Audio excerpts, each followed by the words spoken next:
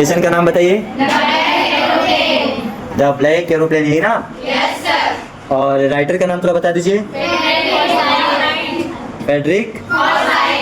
और यही पायलट भी हैं? Yes sir. तो हम लोगों ने थोड़ी सी स्टोरी में पढ़ा था कि जिस समय पायलट साहब अपने एरोप्लेन को उड़ाते हैं उस समय मौसम बहुत अच्छा था। जो मौसम चाहिए फ्लाइट को फ्लाई करने के लिए वो एकदम फाइन मौसम था, और उसी के अच्छी सोच के तहत पायलट साहब खुश होते हैं और आगे की तरफ बढ़ते हैं। चलिए देखिए कंडीशंस क्या होती हैं। हम लोग पहले पैसेज की जो लाइंस बची है उसको आज स्टडी करते हैं। ठीक, लिखा गया I should call Paris control soon. I thought as I looked down past the nose of aeroplane. I should call, I means मुझे, शुड मीन चाहिए, कॉल मीन्स कॉल करना चाहिए। पेरिस कंट्रोल में आपको मैं बता दूं, जब कभी कोई भी एरोप्लेन हो या दूसरा कोई सिस्टम हो, जैसे प्लेटफॉर्म पर या एरोप्लेन एयरपोर्ट पर, एक सूचना प्राप्त करने और सूचना देने दोनों की व्यवस्था के लिए एक कंपार्टमेंट बनाया जाता है। एक आपका रूम रहता है, इंक्वायरी रूम जिसको आप कह सकते हैं। तो ये उसका नाम अगर एयरपोर्ट पर है तो उसको क्या बोलते हैं, कंट्रोलिंग पावर जिसको आप कहेंगे, कंट्रोल रूम कह सकते हैं आप। क्या बोल सकते हैं उसको? Control room. तो पेरिस में बना था इसका नाम, इसीलिए इसको क्या बोला गया? Paris control. क्या बोला गया? तो वहाँ से इंफॉर्मेशन ली और दी जाती थी। क्या की जाती थी? इंफॉर्मेशन ली और दी जाती थी। तो देखिए कॉल कहाँ करेंगे, तब कॉल तो पेरिस कंट्रोल करेंगे ना, और सोन मीन्स शीघ्र या जल्दी। तो क्या होता है? I should call Paris control zone, मुझे तुरंत पेरिस कंट्रोल में कॉल करना चाहिए। आई थॉट, मैंने सोचा, as I look down past, जैसे ही मैंने देखा या नीचे देखते हुए गुजरा, the nose of aeroplane, aeroplane के नोज तक। नोज मतलब एकदम सामने वाला हिस्सा, जो एरोप्लेन का एकदम सामने वाला हिस्सा होता है उसे एरोप्लेन का क्या बोलेंगे? नोज बोलेंगे। ठीक ना?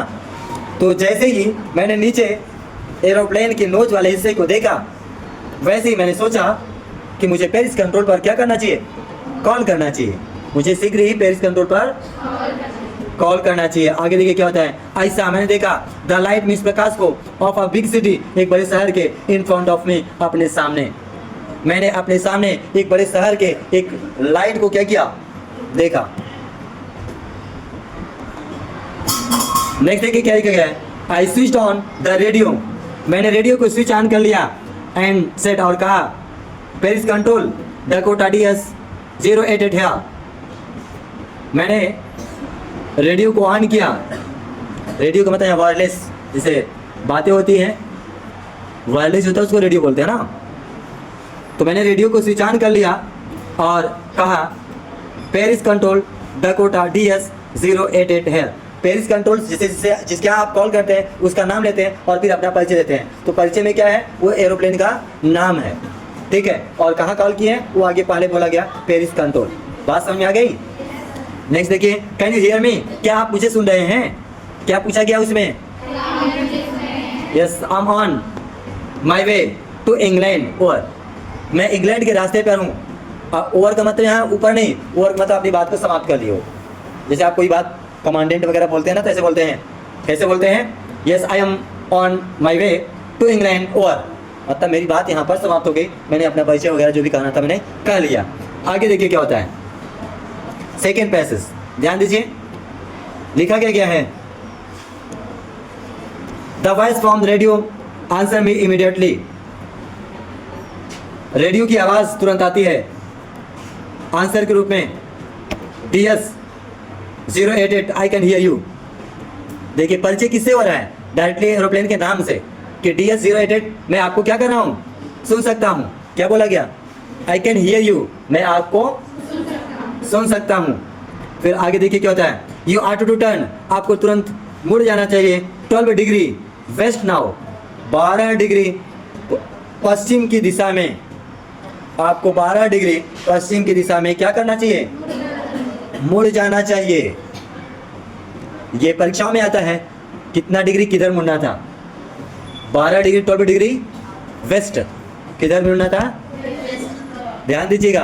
12 डिग्री ईस्ट भी देगा उसमें ऑप्शन पर, 12 डिग्री वेस्ट भी देगा, 12 डिग्री भी चेंज कर सकता है ऑप्शन पर, बट आप केयरफुल रहेंगे। ये क्वेश्चन आपका तैयार हो रहा है किधर मुड़ने के लिए बोला गया। आगे हम चलते हैं।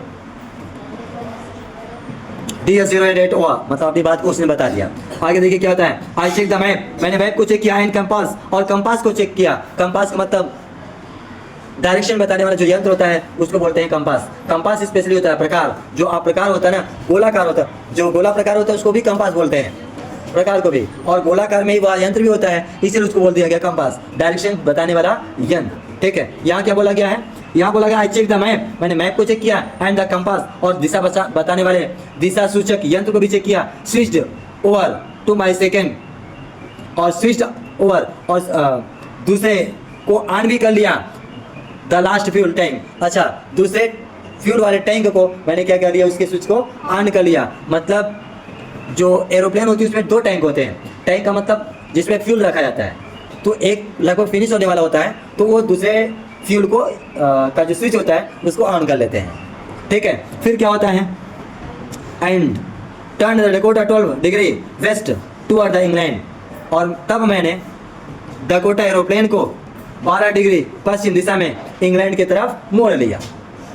समझ आ गया। लास्ट लाइन देखें, I will be in time for breakfast, मैं नाश्ते के समय पर इंग्लैंड पहुंच जाऊंगा। आई थॉट, मैंने सोचा, I could be English breakfast, और एक अच्छा सा इंग्लैंड के ब्रेकफास्ट को लूंगा।